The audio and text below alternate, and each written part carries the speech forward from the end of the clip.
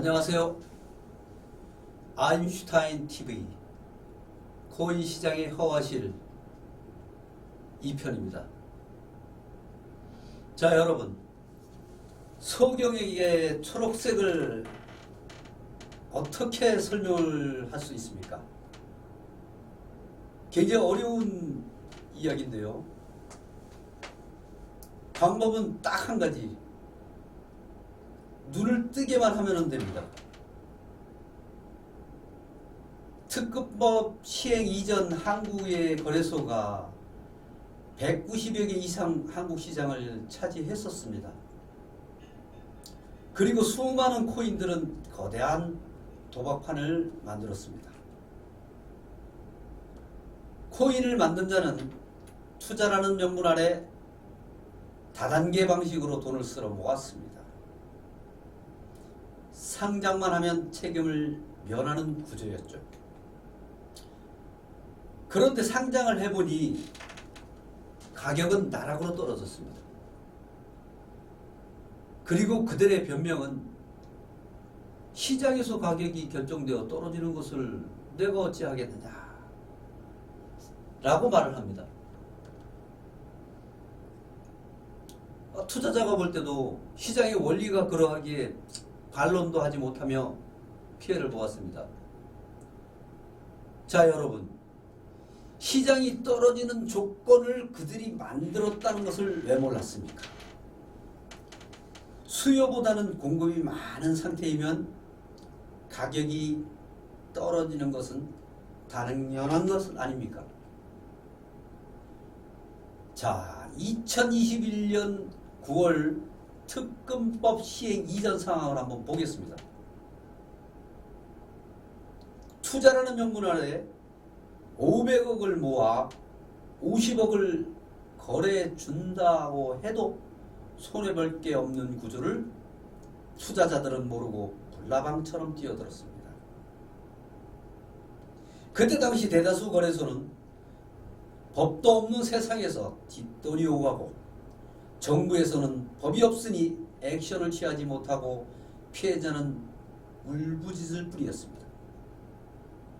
그리하여 부랴부랴 특급법을 만들어 거래소 제재를 가했습니다. 그 당시 대다수 거래소는 상장비 받아벌고 수수료 받아벌고 공매도 하여 벌고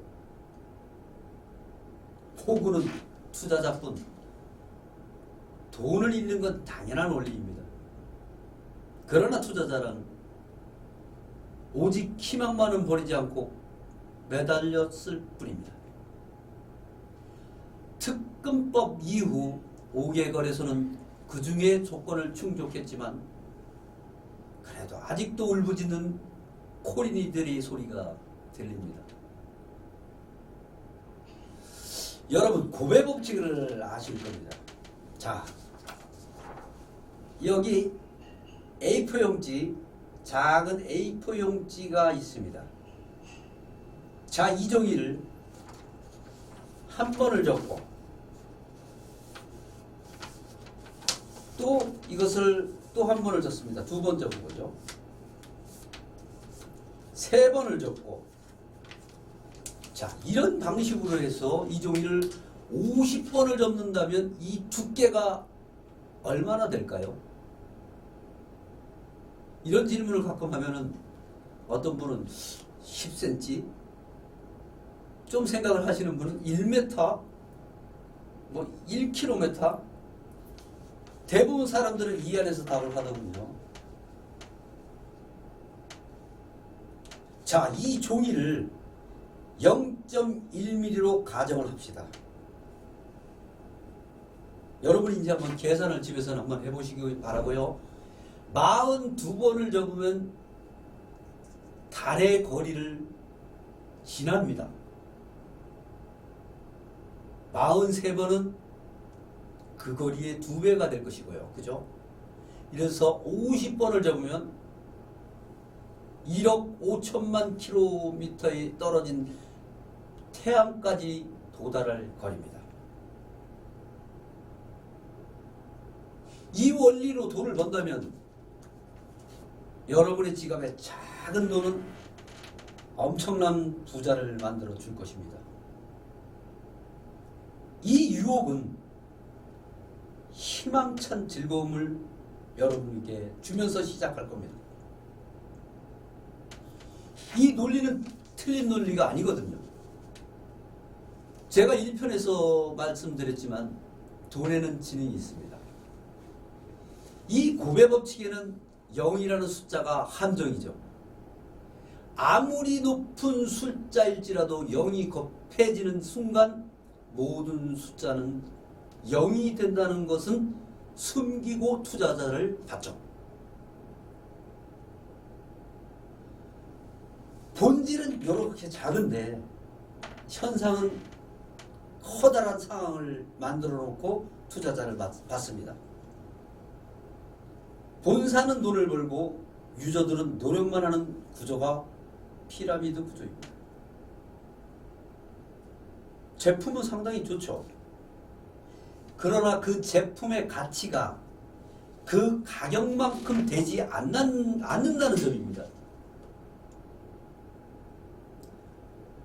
예전에 피라미드가 사기라고 하니까 다단계로 변모를 하더거든요.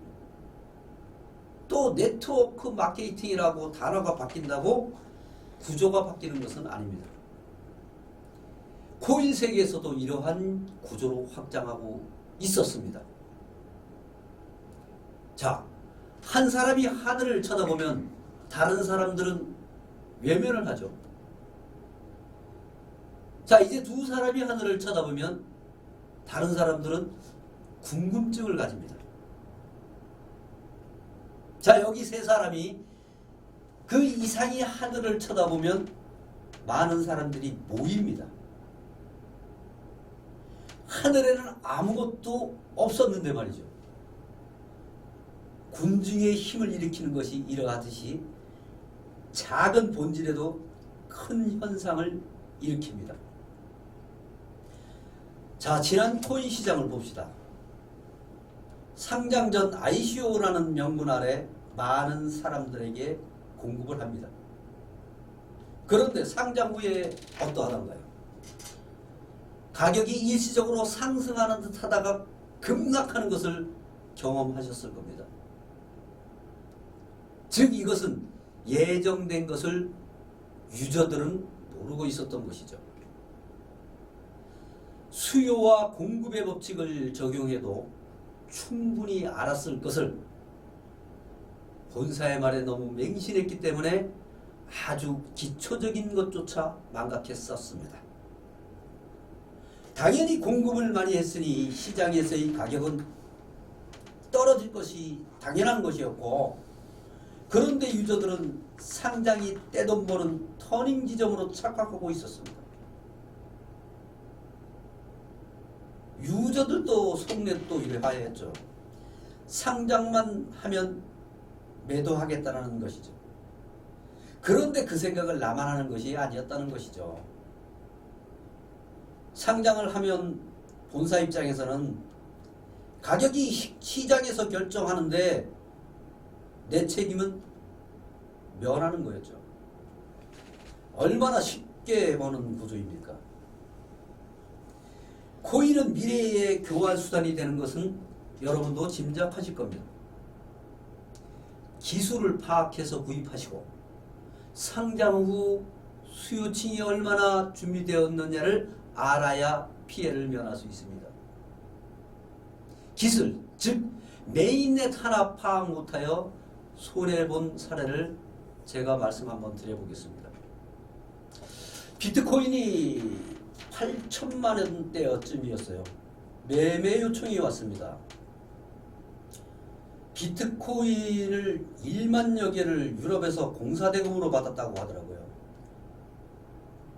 그분은 그때 당시 비트코인 가격이 60만 원쯤이었는데 비트코인으로 공사대금을 받았었어요. 그리고 국제 변호사 공증까지 받았더라고요. 비트코인 1만여 개를 매도 의뢰를 제의한 적이 있었습니다. 대충만 보아도 1조 원이 넘는 어마어마한 금액이었습니다. 자, 구매자를 찾으려면 비트코인을 확인해야겠죠.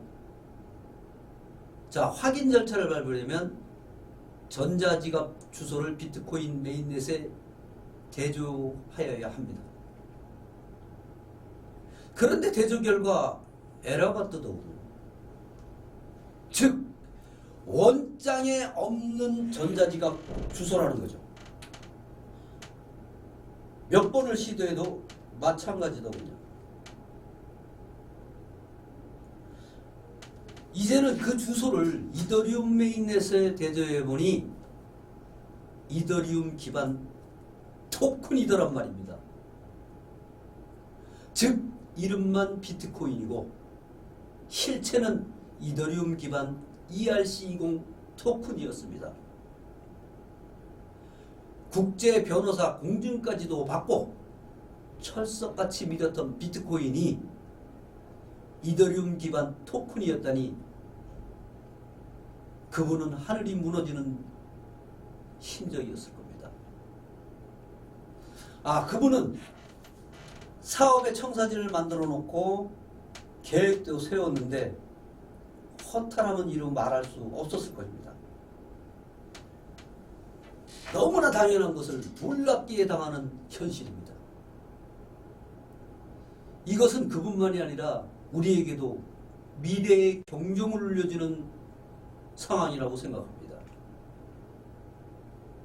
여러분, 남의 일이 아닙니다. 돈의 지능이 내 지능이 따라가지 못했기 때문에 일어나는 씁쓸한 현실입니다. 메인넷 하나 알지 못해서 유럽에서 공사했던 대금을 날려버린 이 상황이 여러분의 역사가 될 수도 있습니다. 자, 여러분, 또 한 가지 가상의 얘기를 해보겠습니다. 지금 이 방에서 3명이 고스톱을 친다고 가정해 봅시다. 각자에게 바둑알 10개씩을 나눠주고 개당 1,000원의 가치를 3명이 모두 인정한다고 합시다. 10개씩이니 10,000원을 내고 바둑알 10개씩 나누어 갖고 도합 30,000원이겠죠. 그 방의 주인, 여기서는 우리가 방장이라고 한번 합시다. 자, 방장은 30,000원을 보관하고 A, B, C 세 사람은 바둑알 숫자만큼을 방장에게 돈으로 교환을 합니다. 여기서 바둑알은 세 사람이 합의가 되었으니 돈과 동일한 가치를 가지고 있겠죠. 그런데 방장이 화장실을 다녀오겠다고 하고 나가서 돌아오지 않는다면 여러분이 합의한 바둑알이 가치가 있겠습니까? 세 사람이 합의하여 가치를 만들었지만 방장이 사라진 지금 바둑알은 가치가 있습니까? 없습니까? 그리고 애초부터 가치가 없었던 바둑알이었죠. 말을 바꿔서 방장이 토큰을 만드는 사람이라면 문제는 어마어마한 일이 벌어지겠죠. 과거에도 이러한 사례들이 굉장히 많았죠. 이러한 일들은 코인시장에서 엄청나게 일어났었습니다. 또한 지금도 상장만 하면 그 꿈이 실현될 거라는 환상에서 벗어나야 합니다. 투자하시는 분도 말은 투자자라고 하더군요. 그런데 행동은 투기의 행동을 합니다. 기술이나 구조도 모르는 사람이 투자라는 말을 하는 것을 보면 돈의 지능을 무시할 정도가 아니라 개무시하는 겁니다. 그리고 그 대가는 본인에게 꼭 찾아옵니다. 자, 자본주의가 네덜란드에서 영국으로 또 미국으로 흘러오는 과정에 많은 피의 역사가 그냥 이루어진 것이 아닙니다. 평범한 것 같으면서도 고도의 기술이 숨어 있었습니다. 자, 바둑알 얘기 다시 한번 하겠습니다. 바둑알이 옥으로 만들어졌다면 방장이 화장실에 가서 아니 온다고 가치가 사라질까요? 1944년 금보리 화폐 44개국 대표들은 서로 동의하고 화폐는 1온스당 35달러 딱 가치를 서로 합의하여 만들었습니다. 그런데 몰래 화폐량을 금보다 더 많이 만들어지고 이 사실을 유럽 각 나라들은 눈치를 채고 금태환을 요구하게 되죠. 결국 금은 유럽으로 흘러 들어가게 되고 달러는 발행한 미국으로 되돌아오고 결국 닉슨 패닉이라는 상황을 맞이하게 되는 것을 여러분은 잘 아실 겁니다. 결국 기준을 깬 당사자가 대가를 보게 되지만 페트로 달러를 만들어서 세계 부의 흐름을 다시 자국으로 흐르게 만듭니다. 돈의 지능이 이렇듯 대단합니다. 코인 세계에서도 허상의 숫자가 아닌 변치 않는 가치의 금을 디파짓하려는 움직임이 고개를 들고 있습니다. 그들은 블록체인 기술을 찾아 세계의 흐름을 움직이려고 합니다. 대한민국이 IT 강국으로 블록체인 기술이 독보적인 곳을 여러분은 찾아야 합니다. 여러분, 서두에도 말씀드렸듯이 소경에게 초록색을 어떻게 설명하겠습니까? 눈뜬 자에게는 초록색은 설명이 필요 없는 거거든요. 눈뜬 자에게는 이렇게 쉬운데 눈을 뜨지 못한 자에게는 너무도 어려운 일입니다. 소경에게는 눈을 뜨게 하는 방법 외에는 초록색을 정확히 설명할 수 있는 방법이 없다라는 말입니다. 우리 다 같이 눈을 떠서 다가올 세상을 보기를 원합니다. 감사합니다. 아임슈타인 TV였습니다. 제 말씀에 공감을 느끼신다면 좋아요, 구독 부탁드립니다.